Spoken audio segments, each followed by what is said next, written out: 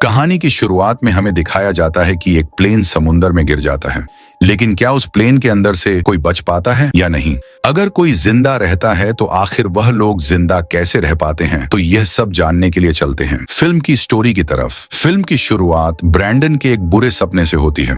वह सपने में देख रहा है कि एक लड़की पानी के अंदर गिर चुकी है, लेकिन ब्रैंडन का यह एक सपना होता है, उसी वजह से जल्दी उठ जाता है। ब्रैंडन द रासल एक सिक्योरिटी इंचार्ज होता है और वह गवर्नर के लिए सिक्योरिटी का काम करता है। आगे हम एक एयरपोर्ट के ऊपर दो लड़कों को देखते हैं, जिसमें से जेड और कायल नामक के लड़के होते हैं। तभी यहाँ पर एवा भी आ जाती है, जो अपने सिक्योरिटी इंचार्ज ब्रैंडन के साथ में आई हुई होती है, और एवा जेड की गर्लफ्रेंड होती है। दरअसल ये लोग छुट्टियां बिताने के लिए किसी दूसरी जगह पर जा रहे होते हैं और जेड यहाँ पर अपनी गर्लफ्रेंड एवा को बोलता है कि तुम्हें अपने सिक्योरिटी इंचार्ज को अपने साथ नहीं लाना चाहिए था।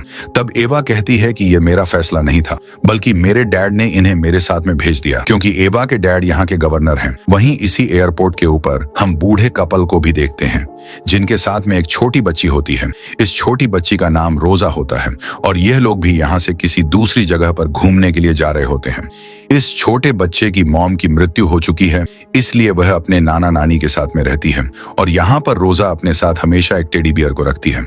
लेकिन जब वो यहाँ से जा रही थी तब वो टेडी बियर उसके बैग से निकलकर गिर जाता है और रोजा को इस बात का पता नहीं चलता। यहाँ पर जेड अपनी गर्लफ्रेंड से बहुत सारे सवाल पूछता है कि जैसे तुम पढ़ाई क्यों छोड़ रही हो, या फिर आगे तुम क्या करने वाली हो? तो यहाँ पर एवा बोलती है कि मैं किसी इंटरव्यू पर नहीं जा रही, बल्कि हम घूमने के लिए जा रहे हैं, तुम मुझसे ऐसे सवाल मत करो।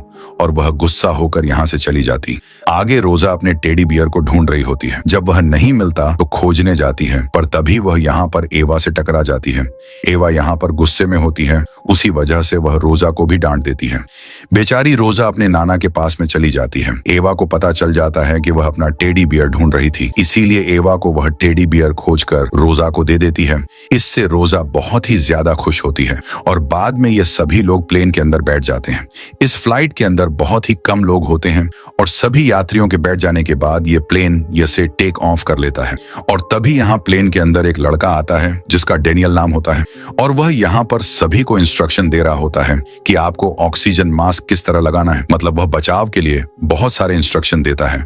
लेकिन यहाँ पर जेड और कायल उस लड़के का मजाक उड़ाते हैं, लेकिन इस चीज से उस लड़के को कोई भी फर्क नहीं पड़ता। वह लड़का यहाँ पर सभी को खाना सर्व कर रहा था। तब भी यहाँ पर वह कायल नाम का लड़का डेनियल का मजाक उड़ाता है और उसी वजह से डेनियल अपना बदला लेने के लिए कायल के ऊपर थोड़ी सी बियर गिरा देता है और यहाँ से चला जाता है। लेकिन जब ये प्लेन 20,000 फुट ऊपर होता है तभी प्लेन के सामने कुछ पक्षी आ जाते हैं और कुछ पक्षी यहाँ पर प्लेन के इंजन में चले जाते हैं।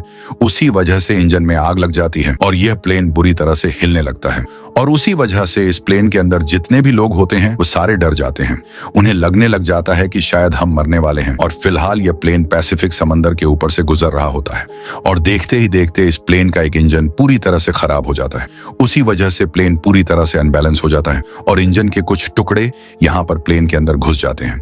उसी वजह से प्लेन के अंदर एक बड़ा सा छेद हो जाता है और प्लेन के अंदर बैठे सारे यात्री बाहर निकलने लगते हैं और हवा में उड़ने लगते हैं और पैसिफिक समंदर में गिरने लगते हैं। और जो लोग अपनी सीट बेल्ट से बंधे हुए थे केवल वही लोग बच पाते हैं। देखते ही देखते ये पूरा का पूरा प्लेन पैसिफिक समंदर में क्रैश हो जाता है और इस प्लेन के अंदर पानी भरना शुरू हो जाता है। इन लोगों के पास में कोई भी ऑप्शन नहीं होता। इसी वजह से जो जिंदा लोग थे वह प्लेन के सबसे पिछले हिस्से में चले जाते हैं। ओशियन में काफी दूर घिसने के बाद यह प्लेन एक बहुत गहरी खाई के किनारे पर आकर रुक जाता है। प्लेन उसके किनारे पर खड़ा था और प्लेन के अंदर पूरी तरह से पानी भर चुका है, लेकिन प्लेन के सबसे पिछले हिस्से में पानी अंदर नहीं जा पाता। उसी वजह से यहाँ पर 3-4 लोग जिंदा रहते हैं। यहाँ वह बहुत ही ज्यादा घबराए हुए होते हैं, लेकिन तभी यहीं पर ब्रैंडन भी आ जाता है जो कि एवा का सिक्योरिटी इंचार्ज होता है। वो अपने साथ में रोजा की नानी को भी लेकर आया हुआ होता है।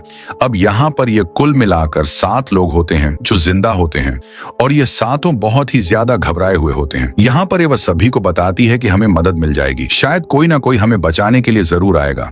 यहाँ पर ब्रैंडन होता है, वो सभी को बोलता होता है कि हमें होप नहीं खोनी चाहिए। जब हमारा प्लेन क्रैश हुआ था तब पायलट ने शायद मैसेज भेज दिया था और उसी मैसेज की बदौलत हमें टीम ढूंढ रही होगी, इसीलिए हमें यहीं पर रहना होगा। लेकिन जो यहाँ पर कायल नाम का लड़का होता है वो बहुत ही ज्यादा डरा हुआ होता है। वह बोलता है कि हमें नहीं पता कि यहाँ पर हम कितनी देर जिंदा रहेंगे। अगर ओवन ऑक्सीजन खत्म हो जाएगी या इस जगह पर भी पानी भर जाएगा तब हम मर जाएंगे। तब यहाँ पर ब्रैंडन उसको डांटता है और बोलता है कि तुम्हें पॉजिटिव सोच सोचना है ना कि नेगेटिव, और हमें उन तरीकों के बारे में ध्यान रखना होगा जिन तरीकों की मदद से हम बाहर निकल सकते हैं। और हमें वह भी चीजें देखनी होगी जो हमारे जीने लायक यहाँ पर मौजूद हैं। वो यहाँ पर डे नाम के फ्लाइट क्रू से बोलता है कि जहाज के पिछले हिस्से में 2 सिलेंडर होते हैं जिनमें ऑक्सीजन होती है। पहले वो चेक करो, पर वह जब चेक करता है तो 2 सिलेंडर खाली होते हैं। इस बात से इन सभी को डर लगने लगता है। यहाँ पर जो नानी होती है वो बताती है कि हमारी बगल वाली सीट पे एक पेशेंट था जो अपने साथ में ऑक्सीजन का सिलेंडर लाया था, हम उस सिलेंडर का इस्तेमाल कर सकते हैं। तो यहाँ पर ब्रैंडन वो सिलेंडर ढूंढने के लिए चला जाता है और हम यहाँ पर लोगों को देखते हैं जो अपनी सीट बेल्ट से बंधे हुए थे, लेकिन अब उनकी मृत्यु हो चुकी है। फाइनली यहाँ पर ब्रैंडन को वो ऑक्सीजन सिलेंडर मिल जाता है। तभी वहां पर एक बहुत बड़ी सार्क आ जाती है जो यहाँ पर ब्रैंडन के पैर को खा जाती है और दूसरी तरफ वह लोग ब्रैंडन का इंतजार कर रहे थे। फाइनली ब्रैंडन आ जाता है और वो इन लोगों को ऑक्सीजन सिलेंडर दे देता है। तभी अचानक वह शार्क उसे खींच कर ले जाती है, यानी कि ब्रैंडन की मौत हो जाती है। और इस बात से वह लोग बहुत ही ज्यादा डर जाते हैं और इन्हें पता चल जाता है कि पानी के अंदर शार्क भी है। इसी वजह से हम यहाँ से कभी नहीं निकल पाएंगे। जो यहाँ पर कायल नाम का लड़का होता है उसका हाथ भी टूटा हुआ होता है और वह जोर जोर से चिल्लाने लगता है। उसी वजह से यहाँ पर जो नानी होती है वो यहाँ पर उसकी हड्डियों को जोड़ने का काम करती है और काफी मेहनत के बाद कायल की हड्डियों को जोड़ देती है और बैंडेज लगा देती है। हम पानी की सतह के ऊपर वहां एक हेलीकॉप्टर को देखते हैं जो इसी प्लेन को ढूंढने की कोशिश में लगा हुआ है। पूरे समुद्र के अंदर उन्हें कहीं पर भी प्लेन नहीं मिलता और ना ही प्लेन का मलबा मिलता है, लेकिन वो लोग भी उम्मीद नहीं छोड़ते। वो प्लेन के मलबे को ढूंढते ही रहते हैं। वहीं पानी के नीचे जहाज के अंदर हम उन लोगों को देखते हैं। यहाँ पर नानी अपने बारे में बता रही होती है कि मुझे इनके नाना से आर्मी में प्यार हुआ था। वह आर्मी में एक सैनिक थे, लेकिन दुश्मनों की गोली के चलते वह बहुत ज्यादा घायल हो चुके थे और मैं उसी आर्मी के अंदर एक नर्स का काम कर रही थी। तब मैंने उनका इलाज किया था और उस दिन के बाद मैंने आज तक उनसे दूरियां नहीं बनाई। मैं हमेशा उनके साथ रही हूँ और अब आखिरी मौके पर वह मुझसे अलग हो चुके हैं, यानी दुनिया छोड़कर जा चुके हैं। और ये कहते हुए बहुत ज्यादा इमोशनल हो जाती है। आगे जो हेलीकॉप्टर वाले होते हैं वह अभी भी ऊपर चक्कर काट रहे होते हैं, लेकिन उन लोगों को प्लेन का कोई नामो निशान नजर नहीं आता। दूसरी तरफ पानी के नीचे प्लेन भी बहुत सारी आवाजें कर रहा था, मानो वो प्लेन टूट रहा हो। तब यहाँ पर जेट बताता है कि मैंने इंजीनियरिंग की है, हम पानी की इतनी गहराई में हैं, शायद पानी यहाँ पर दबाव लगा रहा है और अगर यह प्लेन पिचक गया तो हम यहीं पर मारे जाएंगे। हमें पता है कि यह प्लेन एक खाड़ी के किनारे पर खड़ा है, यानी कि इसके आगे बहुत गहरी खाई है। तभी यह प्लेन थोड़ा सा और सरक जाता है। उसी वजह से ये सारे लोग बहुत ही ज्यादा डर जाते हैं, लेकिन यह प्लेन पूरी तरह से खाई में गिर पाता उससे पहले ही रुक जाता है। अब यह सारे लोग बैठकर प्लान बनाने लगते हैं कि हम यहाँ से कैसे बाहर निकल सकते हैं। यहाँ पर जो एवा होती है वह बोलती है कि हमें तैरकर बाहर निकलना होगा और किसी तरह सार्क का ध्यान बटाना होगा। तब यहाँ पर जो रोजा नाम की छोटी सी लड़की होती है वह बोलती है कि हमें बुलबुलों की मदद लेनी होगी क्योंकि सार्क बुलबुलों के पास में नहीं आती। तो यहाँ पर कायल नाम का जो लड़का होता है वह बताता है कि मैंने देखा था कि प्लेन के अंदर 2 ऐसे लोग भी चढ़े थे जिनके पास में तैरने वाले सूट थे और अगर हम लगेज वाले केबिन तक किसी तरह पहुंच जाएं तो उन सूट को यहाँ पर लेकर आ सकते हैं। अब यहाँ पर जो क्रू का मेंबर होता है वो बोलता है कि यहाँ पर एक गुप्त दरवाजा होता है और अगर हम उसकी मदद से यहाँ से चले जाएं तो उस लगेज रूम तक पहुंच सकते हैं। वही हम ऊपर उड़ रहे हेलीकॉप्टर को देखते हैं। वो लोग भी पानी के ऊपर चक्कर काट रहे होते हैं, लेकिन तभी उन्हें जहाज का मलबा नजर आ जाता है। उन्हें पता चल जाता है कि यह प्लेन यहाँ पर ही क्रैश हुआ है।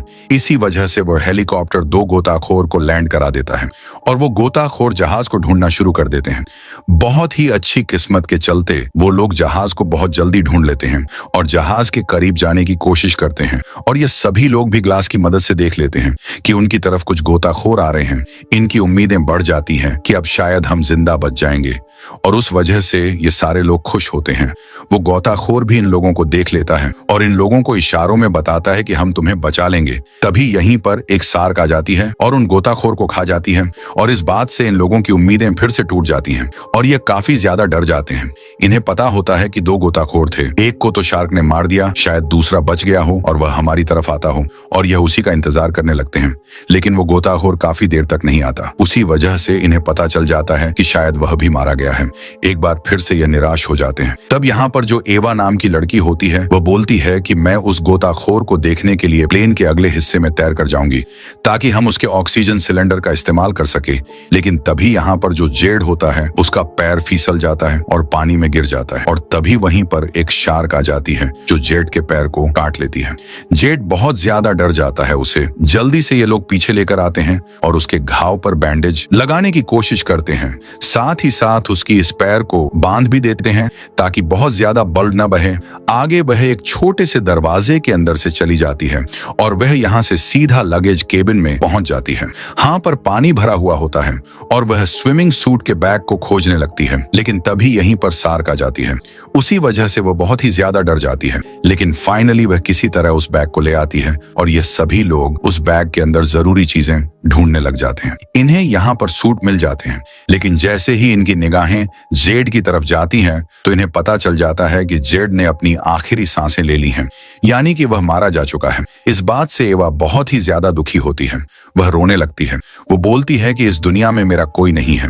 पहले मेरी मोम छोड़कर मुझे चली गई थी, उसके बाद ब्रैंडन और उसके बाद जेड, और अब मैं बिल्कुल अकेली रह चुकी हूँ। अब मेरा कोई दोस्त भी नहीं है। लेकिन यहाँ पर दूसरे लोग होते हैं, वह उसे संभाल लेते हैं। अब यहाँ पर केवल 5 लोग जिंदा बचते हैं और इन लोगों के पास में अपने अपने सूट होते हैं और ये सारे लोग फैसला कर लेते हैं कि हमें तैर कर यहाँ से बाहर निकलना होगा। वो साथ ही यहाँ पर एवा बोलती है कि जो गोताखोर यहाँ पर आया था, हम उसका स्कूबा टैंक यूज कर सकते हैं जिसके अंदर वह ऑक्सीजन होती है और उसकी बदौलत हम सतह पर जा सकते हैं। तब यहाँ पर जो कायल नाम का लड़का होता है वह बोलता है कि मैं बहुत ज्यादा देर तक सांसें नहीं रख सकता, मैं मर जाऊंगा। तो यहाँ पर छोटी बच्ची रोजा बोलती है कि तुम कितनी देर सांस रोक सकते हो? तो वह बोलता है कि मैं 2 मिनट के लिए सांस रोक लूंगा। एवा बताती है कि इतनी देर तक हम काम चला लेंगे, लेकिन हमें सबसे पहले शार्क को किसी तरह दूर लगाना होगा। उसी वजह से ये ऐसे बैग्स को ढूंढने लग जाते हैं जिन बैग्स में हवा भरी जाती है, जो इमरजेंसी के टाइम पे काम आते हैं, जिन्हें गले में पहना जाता है। और एवा उन बैग्स को हर एक पैसेंजर सीट से उठा उठा कर ले आती है और यह सभी लोग यहाँ से निकलने के लिए अब तैयार हो जाते हैं। लेकिन जो यहाँ नानी होती है वो बताती है कि मैं तुम लोगों के साथ में नहीं जा पाऊंगी। अगर मैं तुम लोगों के साथ में गई तो तुम लोग धीमे पड़ जाओगे, इसलिए मैं यहीं पर रहूंगी और मदद का इंतजार करूंगी। तुम लोग जल्दी से यहाँ से निकल जाना। साथ ही वो यह भी बोलती है कि तुम वादा करो कि तुम रोजा का ख्याल रखोगी। तो एवा वो वादा करती है कि मैं रोजा का ख्याल रखूंगी। यहाँ पर एवा सभी को बताती है कि हम लोग उस स्कूबा टैंक को ढूंढेंगे और फिर हम उसकी मदद से बारी बारी से सांस लेंगे और जो प्लेन का बहुत बड़ा छेद हुआ है उसके जरिए बाहर निकलेंगे और बाहर निकलते ही हम अपनी अपनी रस्सियों को खींच लेंगे, जिसकी मदद से हमने जो बैग पहने उसमें हवा भर जाएगी और हवा भरते ही हम सतह पर चले जाएंगे। आगे वो लोग यहाँ से तैर कर पानी में आगे जाने की कोशिश करते हैं। तभी इनके सामने एक शार्क आ जाती है, लेकिन ये लोग बुलबुलों की मदद से उस शार्क को दूर भगा देते हैं और उन्हें वहां पर गोताखोर मिल जाता है और ये लोग उस गोताखोर से उस ऑक्सीजन सिलेंडर को ले लेते हैं। बारी बारी से सांस लेने लग जाते हैं। यहाँ पर अभी केवल एवा और रोजा ये दोनों ही पहुंची हैं, लेकिन डेनियल और कायल ये दोनों अभी भी पीछे हैं। कायल बहुत ही ज्यादा डर जाता है, उसी वजह से वह आगे तैर कर नहीं जाता और इसी जगह पर फंसा हुआ रहता है। लेकिन तभी उसके पास में शार्क आ जाती है जो यहाँ पर कायल को खा लेती है। इसीलिए डेनियल को वहां से आगे अकेले ही बढ़ना पड़ता है और एवा यहाँ पर किसी तरह रोजा और डेनियल इन दोनों को ऑक्सीजन सिलेंडर दे देती है और इन दोनों की रस्सियों को खींच देती है और हवा भरने की वजह से वह दोनों पानी की सतह पर जाने लगते हैं। और यहाँ पर एवा भी जैसे ही बाहर निकलने वाली होती है तभी प्लेन का टूटा हुआ हिस्सा था, उसके अंदर एक शार्क आ जाती है। उसी वजह से एवा को यहीं पर रुकना पड़ता है। एवा अब ज्यादा देर तक सांस नहीं रोक सकती थी, लेकिन तभी यह पूरा प्लेन सरकने लगता है और गहरी खाई की तरफ जाने लगता है और एवा किसी तरह इस प्लेन से बाहर निकलने की कोशिश करती है, लेकिन यह प्लेन गहराई में जाने ही लगता है। लेकिन काफी मेहनत के बाद एवा इस प्लेन से बाहर निकलने में कामयाब हो जाती है। वह जल्दी से अपनी रस्सी खींच देती है। उसी वजह से उसके बैग्स के अंदर हवा भर जाती है और वह तैरती हुई सतह की तरफ जाने लगती है, लेकिन वह सतह तक नहीं पहुंच पाती। उससे पहले ही वह बेहोश हो जाती है और वह काफी देर बाद अपने आप सतह पर पहुंच जाती है, लेकिन अभी भी वह बेहोश होती है और कुछ देर बाद उसे होश आता है तो वह देखती है कि उसकी जान बच चुकी है। आगे वह यहाँ पर रोजा और डेनियल को खोजने लग जाती है। उसे ऐसा लगने लगता है कि जैसे वह दोनों मारे गए हैं। तभी यहीं पर हेलीकॉप्टर वाले भी आ जाते हैं जो यहाँ पर एवा को देख लेते हैं और एवा की जान बचाते हैं। उसे ऊपर लेकर आते हैं तो एवा देखती है कि यहाँ पर रोजा और डेनियल पहले से ही हैं, यानी कि उनकी भी जान बच चुकी है। यहाँ पर क्रू के लोग पूछते हैं कि क्या कोई और भी जिंदा है, तो यहाँ पर एवा मना करती है कि अब कोई भी जिंदा नहीं है। और इस तरह से उन 7 लोगों में से केवल 3 लोगों की ही जान बच पाई। और हर जगह न्यूज में बस यही चल रहा होता है कि गवर्नर की बेटी को काफी टाइम बाद बचा लिया गया है और ये किसी चमत्कार से कम नहीं है। और इसी के साथ में ये बेहतरीन मूवी यहीं पर पूरी हो जाती है।